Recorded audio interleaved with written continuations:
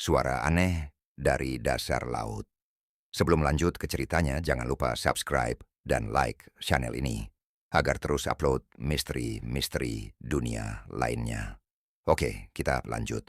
Tahun 1997, para ilmuwan menangkap suara aneh dari dasar Samudra Pasifik.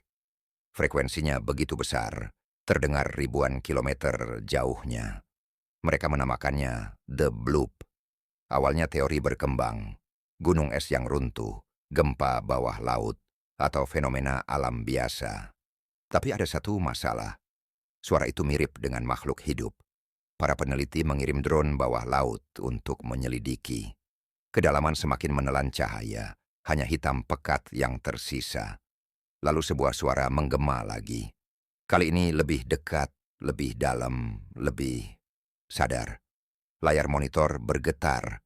Radar menangkap sesuatu yang bergerak. Besarnya mustahil, lebih besar dari paus manapun yang pernah ada.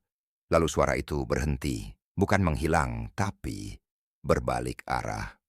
Seolah sadar sedang diamati. Dan sebelum sinyal menghilang sepenuhnya, mereka mendengar sesuatu yang membuat darah mereka membeku. Kami juga sedang mendengar kalian.